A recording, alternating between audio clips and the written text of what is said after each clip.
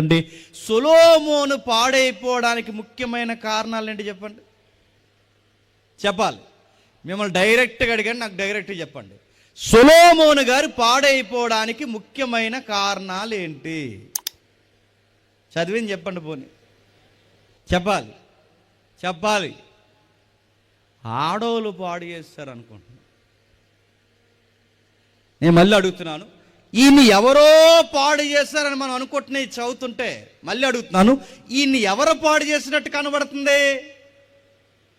నేను మళ్ళీ అడుగుతున్నాను, ఆడోలే పాడు. నేను అడుగుతున్నానండి, ఆడోళ్ళు ఆయన్ని పాడు చేయలేదు. అది తర్వాత స్టేజ్. అది సొలొమోన్ని ఎవరు పాడు చేశారంటే మళ్ళీ మళ్ళీ చెప్తున్నాను, మనల్ని ఎవరో పాడు చేయరు. ముందు మనల్ని మనమే పాడు చేసుకుంటాం. ఆయన ఎవరో ఆడవారు నేను అడుగుతున్నాను, ఆడవారు పాడు చేస్తే పాడైపోయేంత తెంగరోడేమీ కాదు. ఆయన కదిలే జ్ఞానము, ఆయన అధిపతులకే భూపతులకే మహారాజు లాంటోడు, ఆయన జ్ఞానానికి ప్రతీక. అలాంటోడు ఎలా డిస్టర్బ్ అయ్యాడు? ఎవరో డిస్టర్బెన్స్ చేశారంటే అది సరి అయిన న్యాయబద్ధమైన మాట కాదు. ఆయన ఎలా డిస్టర్బ్ అయ్యాడంటే నేను అంటాను, ఆయన్నే పాడు చేసుకున్నాడు. నన్ను పక్కింటోడు పాడు చేశాడు, ఎదిరింటోడు పాడు చేశాడు, ఎల్లయ్య పాడు చేశాడు, పొల్లయ్య పాడు చేశాడు అని ఇలాంటి గాలి కబుర్లు అవ్వ ఆదం మాటలు చెప్పకండి. అవ్వ ఆదం ఇలాగే చెబుతారు. ఎందుకు చేసావంటే అంటే నేను చేయకపోదును, ఆవిడే చేసింది అన్నాడు మన అయ్య. ఎవరు? ఆవిడని అడిగితే ఆవిడేమంది? అంత నేను కూడా చేయకపోదును మై లార్డ్, ఆ పాన్ చేయించింది అంతా అంది. నేను అడుగుతున్నాను, ఇది అడుగుతున్నాను, ఇదే నేచర్ ఈ రోజు కొంత మనం ఏమంటాం చెప్పినా, ఎందుకు పాడేవారంటే ఏమంటామండి? ఆ ఎదవలతో తిరిగి పాడైపోయాను అంటాను. నేను అడుగుతున్నాను, ఆ ఎదవలతో తిరిగి పాడైపోతే నువ్వెవడం మరి చెప్పండి?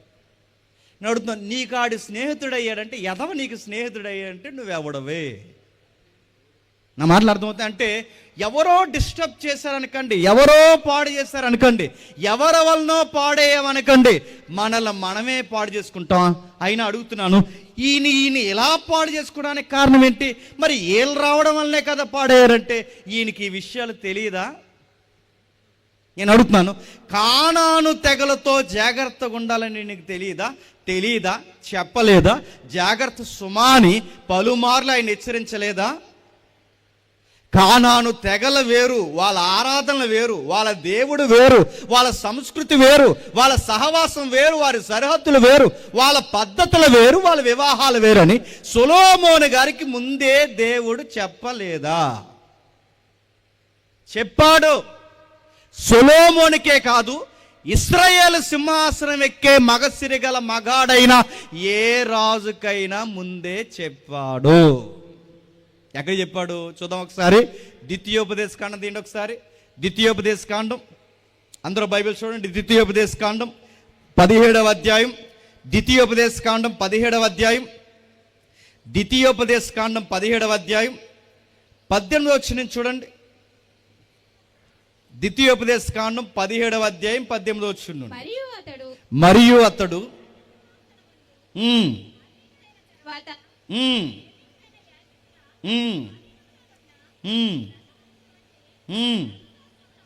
మీకు ఇంకా బాగా అర్థం కావాలంటే 15వ వచనం చూడండి. 15వ వచనం,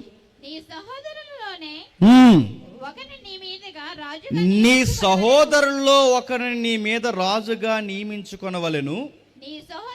నీ సహోదరుడు కాని అన్యుణ్ణి నీ మీద రాజుగా నియమించుకొనకూడదు. అతడు గుర్రములను విస్తారముగా సంపాదించుకొనవలదు. తాను గుర్రములను ఎచ్చుగా సంపాదించుటకు గాను జనులను ఐగుప్తునకు తిరిగి వెళ్ళనీయకూడదు. ఎలయనగా యెహోవా ఇక మీదట మీ త్రోవను వెళ్ళకూడదని మీతో చెప్పను. టెక్స్ట్ మర్చిపోవద్దు, మళ్ళీ చెప్తున్నాను. ఏదన్నా ఒక అధ్యాయాన్ని కదిపామంటే అధ్యాయాన్ని అర్థాన్ని అర్థం చేసుకున్న తర్వాతే అక్కడున్న వచనాన్ని చదవాలి.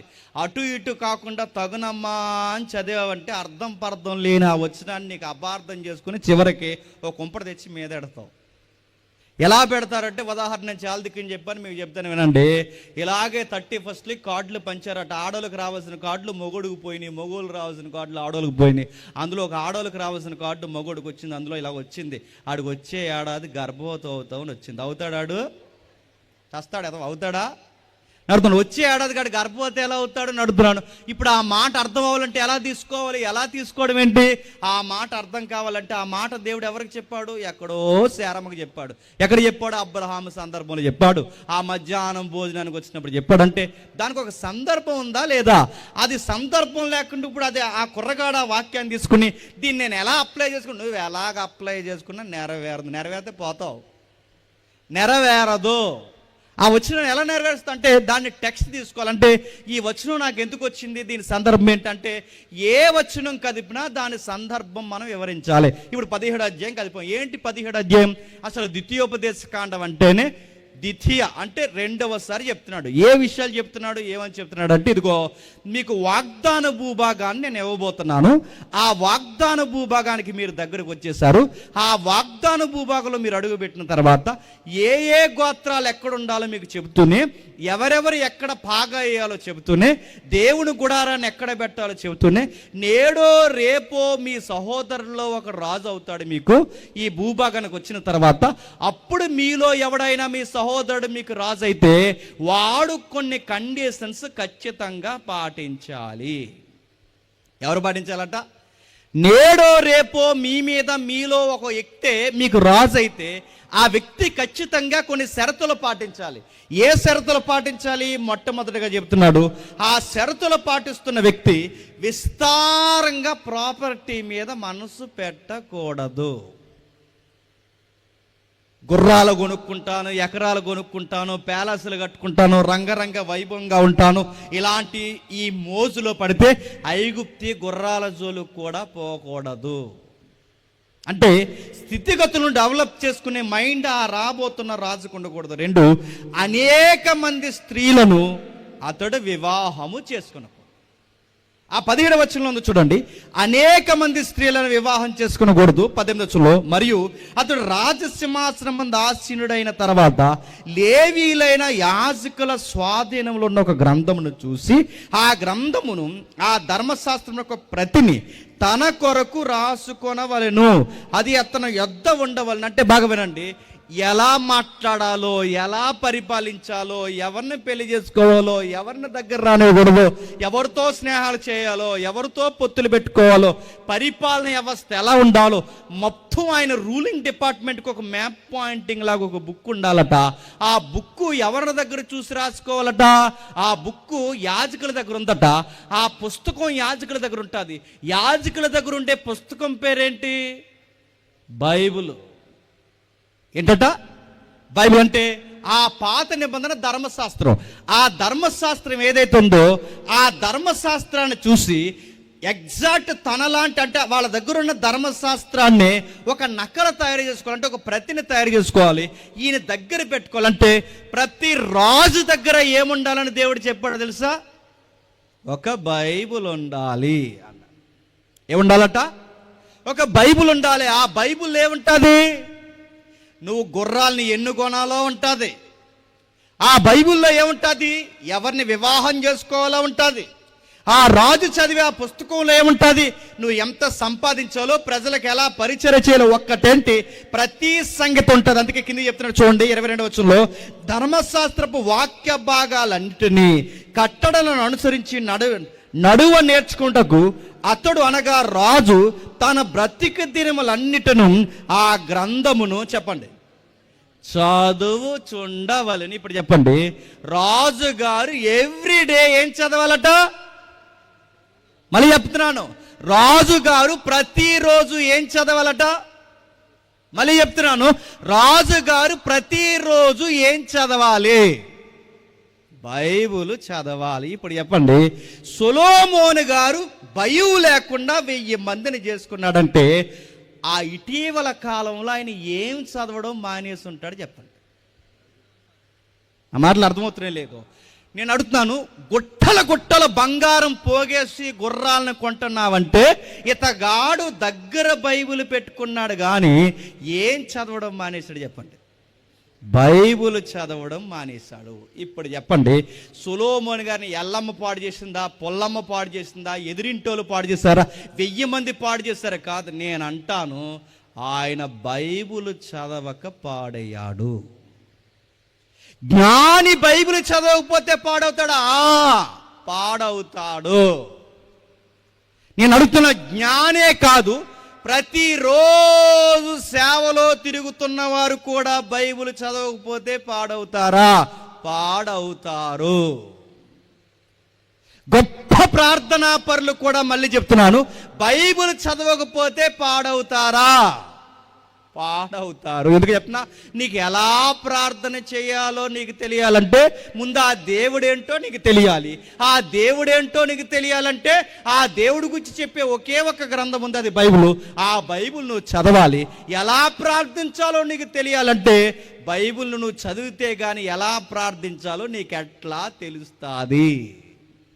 నేను మళ్ళీ మళ్ళీ చెబుతున్నాను, సొలొమోను గారు బైబిల్ చదవలేదంటే బైబిల్ చదవలేదు, ఆయన బిజీ అయిపోయాడు. ఎంత బిజీ అయిపోయాడు చెప్పనా? మొక్కల గురించి చదివాడు, వృక్షాల గురించి చదివాడు, ఆ జంతువుల గురించి చదివాడు, మతిహీనమైన సంగతులన్నిటి విషయంలో స్టడీ చేయడంలో బిజీ అయిపోయాడు. సూర్యుని కింద అదెంతకు జరుగుతుంది, ఇది ఎంతకు జరుగుతుంది, అదెంతకు జరుగుతుంది, ఈ సంగతులు బిజీ అయిపోయి మళ్ళీ చెప్తున్నాను, కొన్ని చేయకూడని సంగతులు కూడా చేసి ప్రతి దానిని పరిశోధన పేరుతో బైబిల్ పరిశోధన పక్కన పెట్టాడు. అందుకే ప్రేయర్ లైఫ్ తగ్గిపోయింది. బైబిల్ చదివే ఆ వ్యక్తిగతమైన బైబిల్ చదువుకునే సమయం తగ్గిపోయింది. ఆ వ్యక్తిగతమైన బైబిల్ చదువుకునే సమయం తగ్గిపోయింది గనకే ఎంత జ్ఞాని అయినా సరే గుర్తుపెట్టుకోండి, తెలియకుండానే చీకటి వచ్చి కూర్చోండి. ఒకేసారి పాడైపోయాం, గుర్తుపెట్టుకోండి. మనం ఒక రోజులో పాడైపోయాం, రాత్రి ఏం పాడైపోయాం. మెల్లమెల్లగా మెల్లమెల్లగా మెల్లమెల్లగా మెల్లమెల్లగా పడుతుంది. ఒక ఉదాహరణ చెప్తాను వినండి. ఇప్పటివరకు మన ఇంట్లో టీవీ లేదనుకోండి, టీవీ కొంటాం. పాస్టర్ గారు వచ్చి అడుగుతారు, నేను టీవీ ఎందుకమ్మా అని. అప్పుడు నువ్వేం చెప్తావు చెప్పు? జస్ట్ వార్తలు చూడడానికండి అంటావు. ఏంటది? వార్తలు మాత్రమే చూస్తా. ఆ వార్తలు చూస్తుండగా మధ్యలో టీజర్లు వస్తాయి. టీజరేగా అని చూస్తాం. ఆ టీజర్లు కాస్త ఓ మెలోడీ సాంగ్ వస్తుంది, అలాగా పాటేగా అనుకుంటాం. ఆ పాట కాస్త ఆ తర్వాత ఎందులోది ఆ పాట స్టడీ చేస్తాం, అందులోది అని తెలుస్తుంది, అందులోకి వెళ్తాం, అది చూస్తాం. అడుగుతున్నాను, వార్తలతో ప్రారంభమైన నీ టీవీ సర్వీస్ అని చెప్పండి చివరికి సినిమాల్లో కూర్చోబెడుతుంది. మీకు ఈ ఉదాహరణ, చిన్న ఉదాహరణ అర్థమైతే ఒకే రోజు ఏం పాడైపోవండి, గుర్తుపెట్టుకోండి. మెల్లమెల్లగా మెల్లమెల్లగా. ఇప్పుడు ఇంకా బాప్టిజం తీసుకొని పురుషులు ఎవరైతే ఉంటారో మీ అందరూ చెప్తున్నాను వినండి, పర్లేదు, నువ్వు తాగపోయినా పర్లేదు, జస్ట్ కూర్చో అంటారు. అంతే, నువ్వేం వద్దు, జస్ట్ నువ్వు థమ్సప్ తాగు, మేము మిగిలినవి తాగుతాం అంటారు. నువ్వు పెద్ద పోటుగోళ్ళలాగా, నువ్వు సొలొమోనుకి తండ్రిలాగా ఫీల్ అయిపోయి నువ్వు ఏం చేస్తావంటే, నేను తాగను కదా, జస్ట్ థమ్సప్పేగా అని కూర్చుంటా. ఆ థమ్సప్ కాస్త ఏదో ఒక రోజు నీకు మోటివేషన్ ఇస్తుంది. పర్లేదులే, చిన్నదేలే అని మొదలెడతావు. ఆ మొదలెట్టింది నీకు అలవాటైతే దానికి అలవాటు పడితే వెళ్ళే స్టేజ్ ఇంకంతా ఇంత కాదు. ఎలా పాడయ్యాడు సొలొమోను గారు నేను అంటున్నానండి. ప్రేయర్ లైఫ్ తగ్గింది, నెక్స్ట్ బైబిల్ స్టడీ తగ్గింది, నెక్స్ట్ ఇవి ఎప్పుడైతే తగ్గిందో అనవసరమైన సర్కిల్ ఆయన చుట్టూ పెరిగిపోయింది.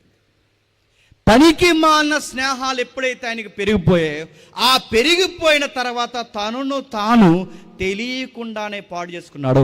ఇప్పుడు అడుగుతున్నానండి, ఈయన బైబిల్ చదవకపోతే ఈయనకి ఎవరు చెబుతారండి వచ్చి? ఈయన ఇలాంటి తప్పుల మీద తప్పులు చేసుకుంటూ పోతుంటే ఈయనకి చెప్పేవారు ఎవరున్నారు?